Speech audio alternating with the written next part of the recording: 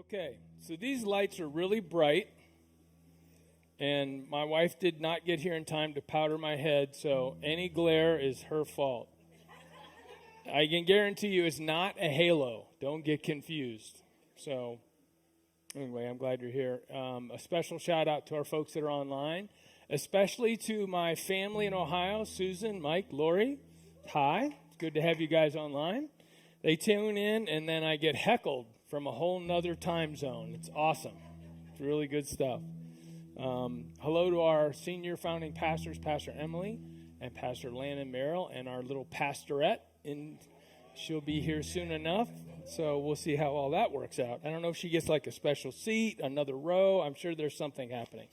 So anyway, for those of you who don't know, I'm Doug Sweet. I'm the executive pastor here. And it's my pleasure to serve this house. My beautiful bride is here, and so I feel better already. Everyone say hi to Siobhan. She's not going to stand up. That ain't happening. So we had a great sermon on Sunday. Pastor Landon talked about trauma, the tempo of trauma. And tonight I really want us to kind of keep on going in that. I think he set us on a great course, and I want to just talk about a few other things that kind of came along. And we talked about this at our staff meeting, and it's been fun to think about where God can take us when we start to face our trauma. Not that that's easy. So we're going to talk about four things tonight: denial, admitting, surrender, and hope. And just to kind of keep this straight, because Mel's here, and I'm pretty sure that he got an Arizona education. So I'm just going to say denial is not a river in Egypt. Ta-dum, boom. Better than the Boudreaux and Thibodeau joke, I guess. So we'll go with that. There we go. Let me read you a definition. Of denial. A false system of beliefs that are not based on reality. This is the one I like, because this is how I feel like this was me. A series of self-protecting behaviors that kept me from honestly facing the truth. A series of self-protecting behaviors. Oftentimes when we have trauma experienced upon us or in us or wherever, we start to have boundaries. We start to have walls. We start to have protective things that we put up to help us avoid those going forward. Does anybody here know anyone that's in denial? Right? Huh? Yeah. Siobhan, I asked Siobhan this morning, I said, do these pants make me look fat? She didn't say anything, not a word. I asked. Denial in my life growing up was that my anger wasn't really hurting anybody. I was in denial over that. And really the root of it went back to me blaming others for the failures in my own life. It was basically a denial of me accepting responsibility for my own actions. That's a tough place to be. And for some of us, we're in denial of things in our lives, right?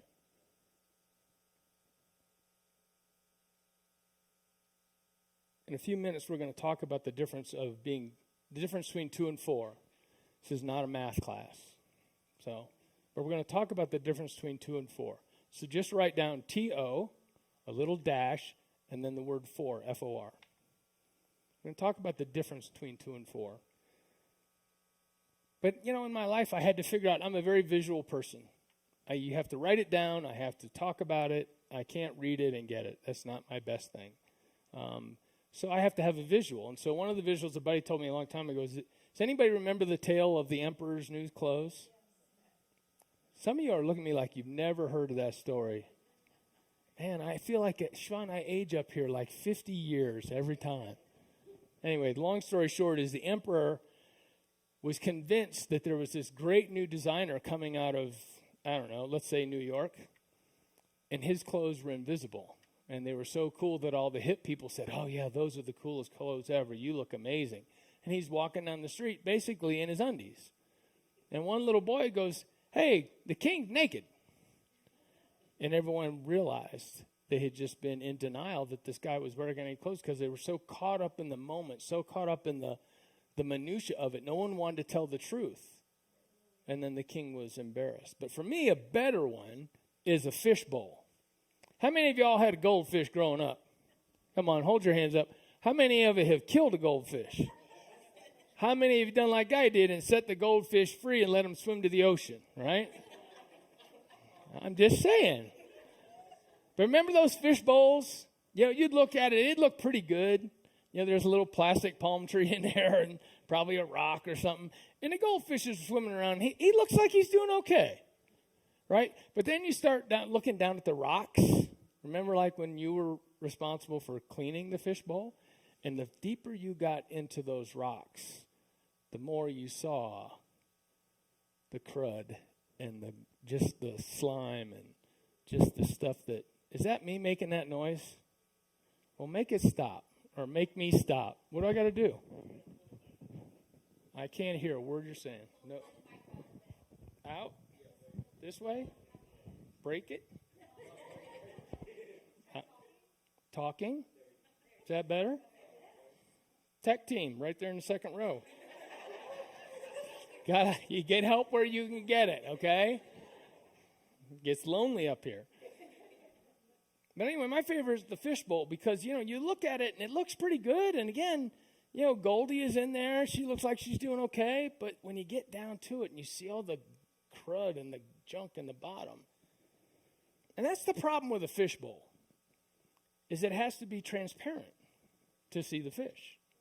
But unfortunately, you get to see everything else. And I got to tell you, in my life was like that fishbowl.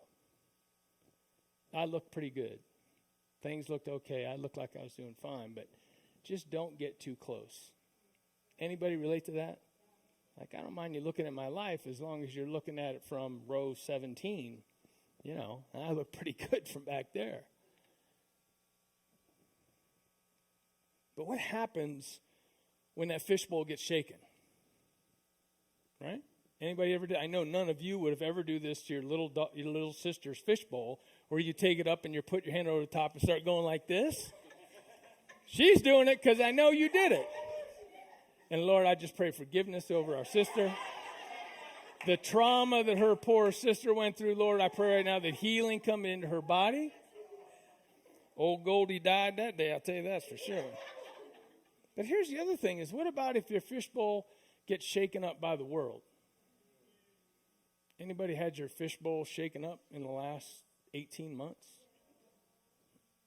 Just saying. Then what happens? All that stuff that you had so neatly packed down there in the rocks, because you were swimming around up here all dressed in gold looking pretty good. But now all of a sudden, there it is. You know, for me, that was the place that I used to shove stuff. Anybody here ever just swallowed hard and pushed it down? Pretend like it ain't even there.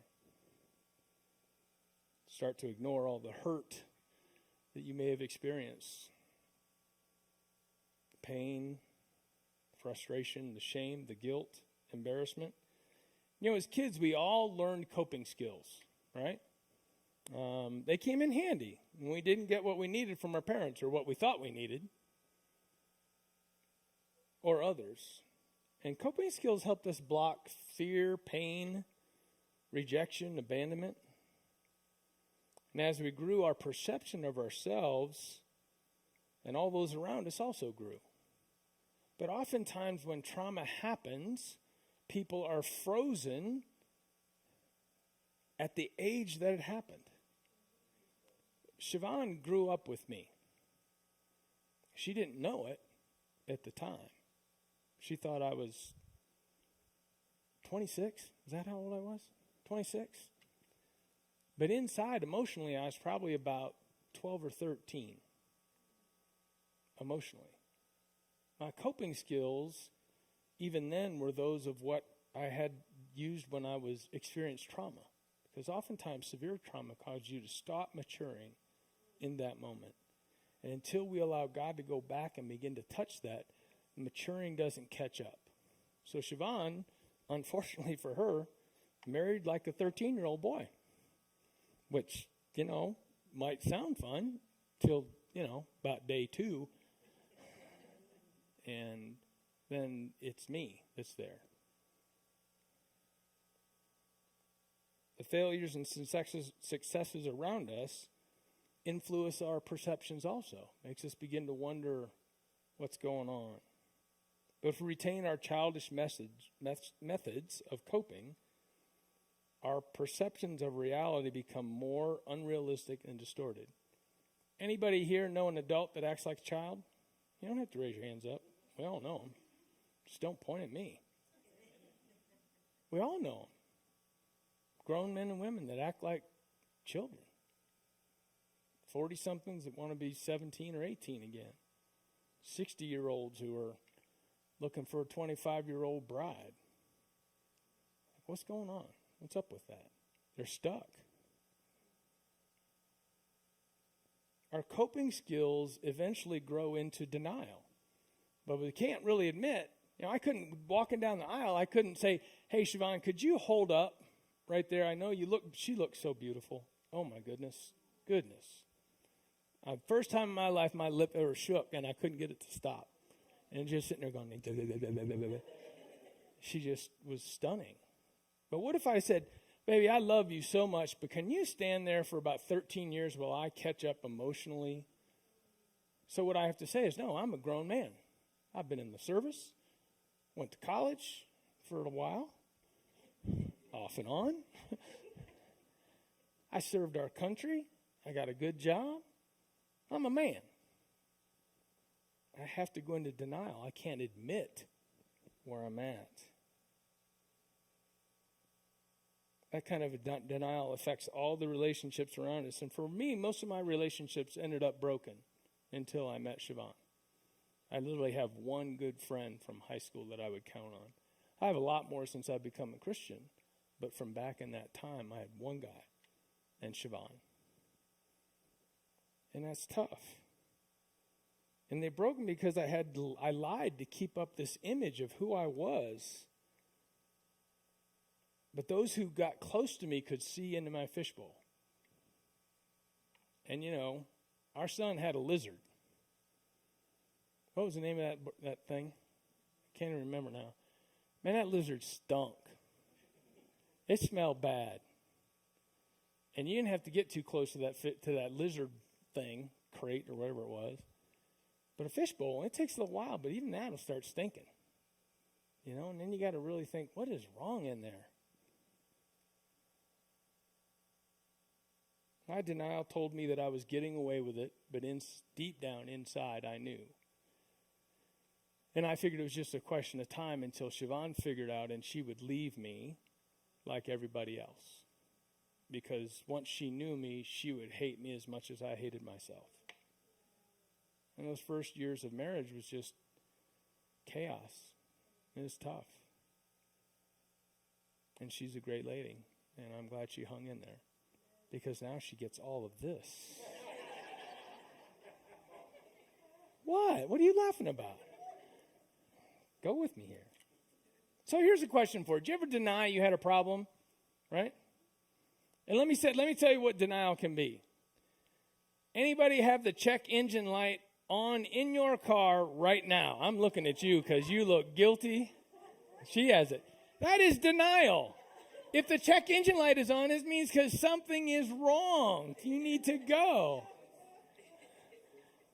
That's denial. That's its simplest form.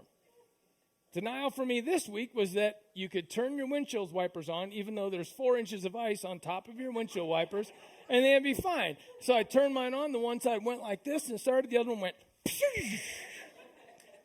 $23 later, I have a brand new windshield wiper.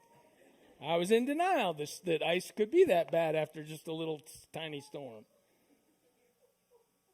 Did you ever have to deny that your parents were having problems? Anybody have to deny that a family member was a mess? That a roommate, a partner, a teammate, spouse? Anybody had a personal or family secret that no one was allowed to talk about? That's denial. That's denial. We all walk there from time to time. But here's one of the things we want to talk about. Let's talk about 2 and 4 again, right? And what I'm talking about here is responsibility, right? Responsibility. When I had 3 children and Siobhan, I was responsible for those people to provide for them. I was responsible for them. I have a brother and sister. I'm responsible to call them occasionally.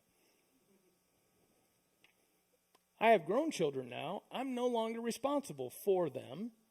I'm responsible to give them advice if they ask for it.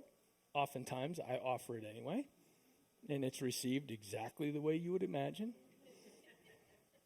2 and 4, who are you responsible for and who are you responsible to? I'm responsible to tell my dear friend Mel that I want to pray for him so he continues in his healing. But I'm not responsible for his healing. That's God's issue, right? I'm responsible to have breakfast with my brother Omar because I want to spend some time with him. That's my responsibility, is to call out to him. But I'm not responsible for whatever Omar does tonight when he goes home. Sometimes in our relationships, that gets mixed up, right? All of a sudden, I'm responsible for taking care of my mom. Why? Because my dad abdicated his role and quit doing it. But I wasn't supposed to be in that position, and it didn't work well. But I felt like I had to, right? So 2 and 4, and that's something that when you look at relationships is important, because oftentimes we start taking responsible for someone who we should only be responsible to. Let's say you got a new boyfriend. You know what you're responsible to tell him? Treat me like the princess that I am. And if he don't, you kick his butt to the curb. I've seen my daughters kick plenty to the curb. One's got a great one, the other one's still hunting. And I pray that he shows up soon. This whole single dating thing, this is just way too complicated. Denial by ourselves or others causes an unhealthy shift, right? An unhealthy shift. Pastor Landon talked about it on Sunday. The sons of Zebedee, the Thunder Brothers, they're responsible for themselves, but mama comes along with them. She should be responsible to them, saying, learn how to wash your own drawers, son. I ain't coming on this trip. But she steps in where she shouldn't be because the relationship had moved from healthy to unhealthy, where she was taking responsibility for grown men. There's some ladies I know that start to take responsibilities for grown men when they should be standing on their own 2 feet taking care of the damn self. Jeez, I'm not sure you're allowed to even say that. In Jesus' name, hallelujah. Sorry, Landon. Let me share some statements and see if it's you or maybe somebody you know, if you can identify with any of these. And these are tough. And these are all things I've heard in my life. So I'm not making this up. I didn't just grab this out of some book someplace. Don't ever tell anyone about this.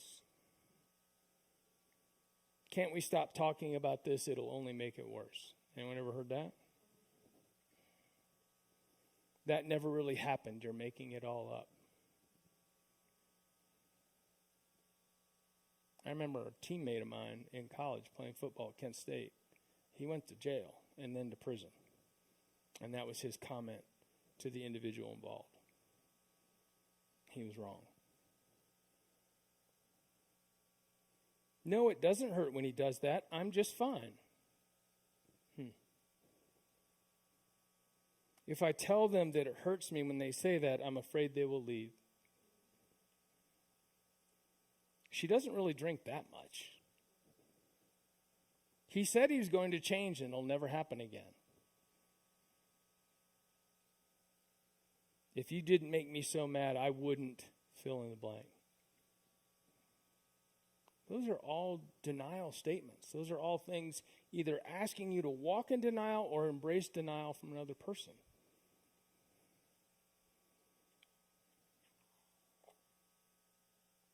The truth is, we can all say yes to those questions at some extent. Somewhere in our life, as we look back on, we can all say, yeah, I've been there, done that. But for some of us, the denial turns into guilt and shame.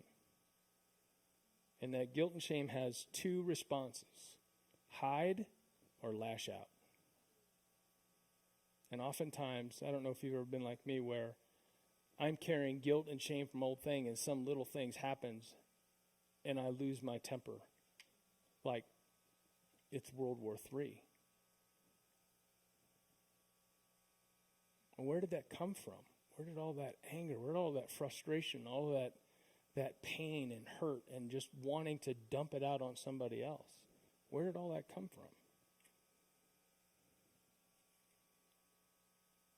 Jeremiah 6:14, you can look it up on your own. I'm reading out of the Living Bible. In this verse, God says to Jeremiah exactly this: you can't heal a wound by saying it's not there. Right? Anybody here ever watch Monty Python in Search of the Holy Grail? Some of you guys. If you haven't watched it, you are missing classic cinema from the United States. But of course, it's from England, right? Anyway, in this one scene, they're going across this bridge, and this guy standing says he's going to protect the bridge, and literally one by one, they cut off all his arms. And they cut off all his legs. And the guy says, I'm not going to fight. He says, no, come on, it's just a flesh wound. Flesh wound. Oh, gosh, I heard what he said. Didn't that hurt? I'm fine. Don't worry about me. I'm good. You okay? Man, I told you I'm fine. Leave me be. I don't know how many times I've said that in my own house. It's just pretending like it's okay when it's not. To start a healing process, you have to admit it. The first step is to say, hey, I'm hurting. I remember hearing that, you can't heal a wound by saying it's not there. I remember just so frustrated. I mean, I wanted to face my denial, but how am I supposed to do that? How's that supposed to happen? I have no idea which way to go with that. I was in so deep in the lies and deceit and the images I built around me. How could I ever come out of it? But I got to tell you, in my pain, I was willing to try just about anything. And I will tell you, some of us in this room have been in a place where our pain has driven us to say things, do things that we never thought we would ever do. And yet there we were.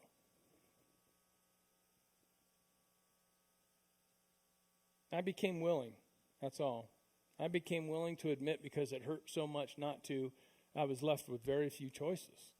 Drugs just didn't work anymore. Booze just didn't work anymore. Sports just didn't work anymore. Army just didn't work anymore. Marriage just wasn't working anymore. Sex wasn't working anymore.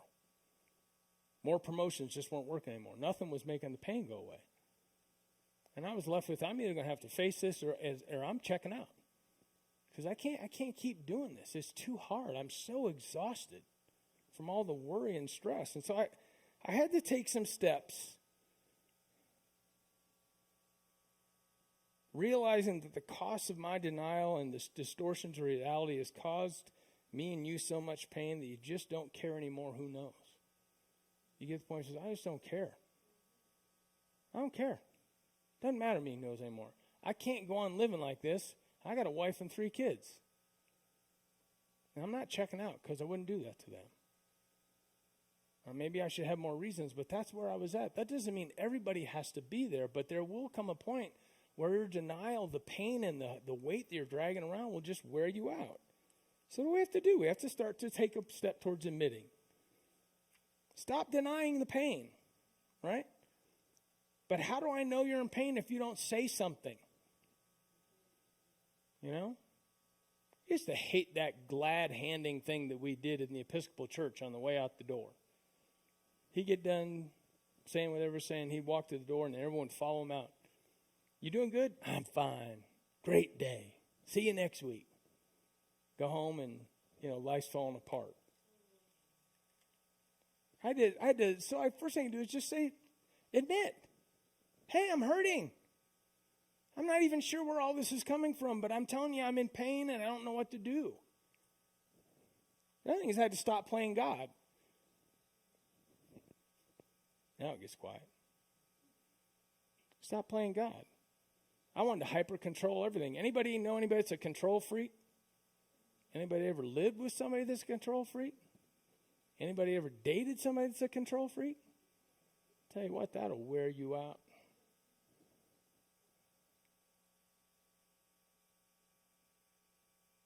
I had to control it because I wanted to turn out the way I knew it had to turn out, so I still looked good. And if it wasn't going to turn out that way, I was going to run.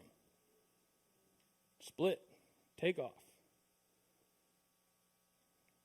I had made such a mess of my life at one point, I was willing to give the control of my life over to whoever would take it. I didn't care. Football coach, college coach, army, job. Because if I gave you all the responsibility for my life, guess what? When it doesn't work, it's not my fault. I'm not responsible. If I say, honey, I love you so much, you just tell me everything I need to do, set my schedule, everything will be great. I'll do whatever you tell me to do. Then when it doesn't go, I say, see, I told you. You should have had that tightened up. I wouldn't be in this big of a mess. We didn't have that issue, so ladies, don't get concerned. I don't think we had that issue, did we?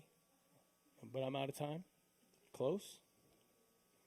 I only have 11 more pages.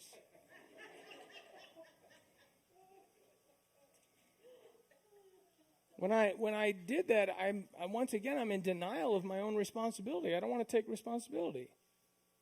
The whole thing I had to do is, does anybody have an area of your life that's like unmanageable? Oh, come on, people. Listen, if there was a bowl of M&Ms sitting right here, this would take 3 hours because I would spend at least an hour sitting up here eating M&Ms because I have no control over my addiction to sugar. Sugar is good. I like it a lot. But there's other areas of my life that are out of control at times. I had to do everything to extremes. I decide I'm going to run, I do a marathon. I think maybe I'll go for a little swim, I'm going to do Ironman triathlons. That's out of balance. So I want you to think, what area of your life is out of control? Because for me, it's been a lot of different things over the years. Drugs and alcohol, I've been clean and sober since June 12th, 1988, which is a blessing. Yeah.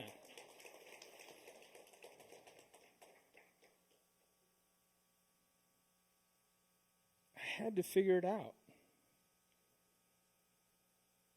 My life was a shambles, and I had to choose to let something other than me be in control. I had already tried all these other things. I think church was the last thing on the end of the block, so it was like, try that, and if that doesn't work, then I'm out. And I turned my life over to God, and I wasn't sure he really wanted it either, quite frankly, based on the track history. But I was shown a promise from God, and it basically, this is paraphrasing. It said, if I would earnestly believe that God exists and believe that I actually matter to him and receive that he has power, that he would help me heal. He could help me heal. But in the same moment, he said, you got to stop pretending.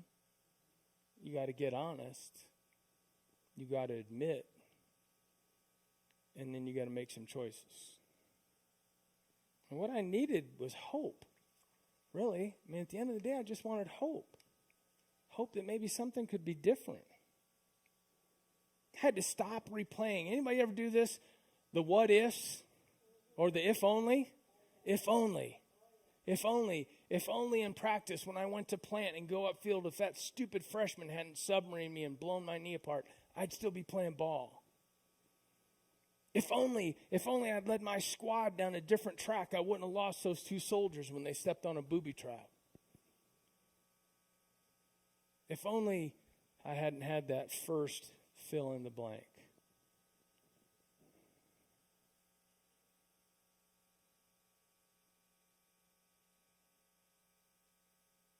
I wanted to admit, but my pride and ego was still there. Stubbornness. Not really wanting to have to deal with it. Because the problem is, if I had and admit all these things, then all of a sudden I'm responsible for my own actions. Right? And I can tell you, I know in a group this size, there is someone in here that has been abused. as a child, as a young person, and I can tell you, you have no responsibility in that whatsoever. You didn't do anything wrong. There was nothing about you that attracted something like that. That was evil being manifested through a broken person. But you didn't do anything wrong. But even in that, we talk about, I have these hurts, I have these habits, and now I got this hang up. This hang up that snags me all the way back here, and I can't get where I want to go. I can see where I want to go, but I can't because I'm still caught back here. And the only hope that I really have is going to Christ and saying, here I am.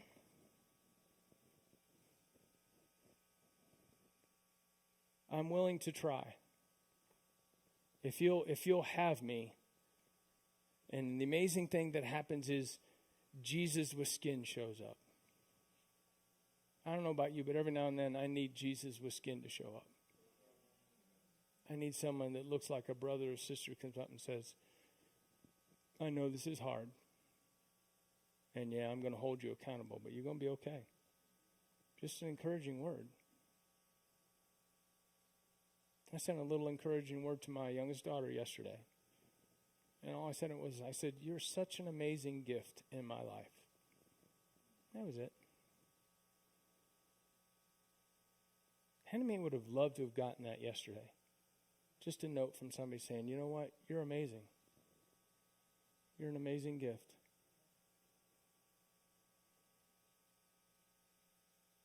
What we're talking about here is the start of healing from trauma is to first say, man, I'm hurting. Some of us do it to ourselves.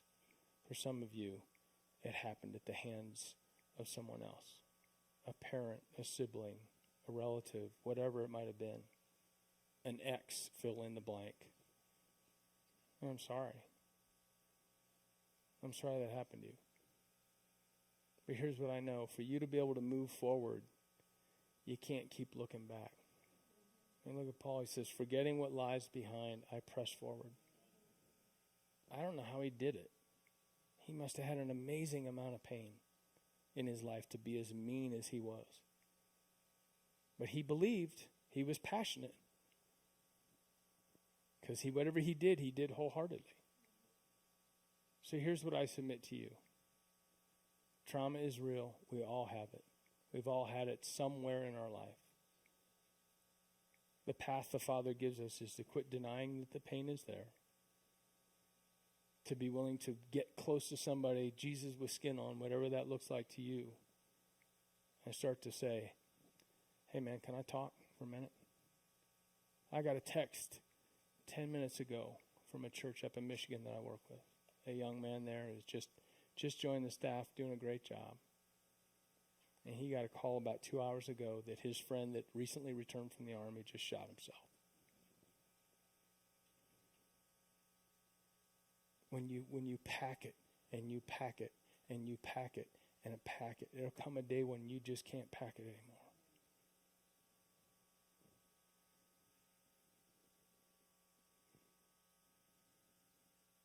Yanni, come on up here for a minute. Just play us a little something. Our prayer team's going to come up here. There's not going to be any formal dismissal tonight. But here's what I want to tell you. I can't. God can. I'm willing to let him. Can you guys say that with me? I can't. God can. I'm willing to let him. All you have to do is become willing. You don't have to be perfect. I was a Christian and didn't quit drinking for 5 more years. It was a struggle. I can't. God can. I'm willing to let him. We're so glad you joined us today.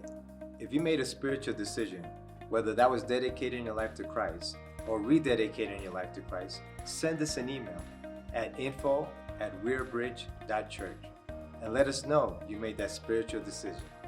Also, if you're joining our Bridge Church family online for the first time, we have a very special gift for you. Send us an email at info@wearebridge.church to share some information on where we can send you that gift. We're so glad you joined us today, and we can't wait to see you soon. Be sure to stay connected because we're so much better Together.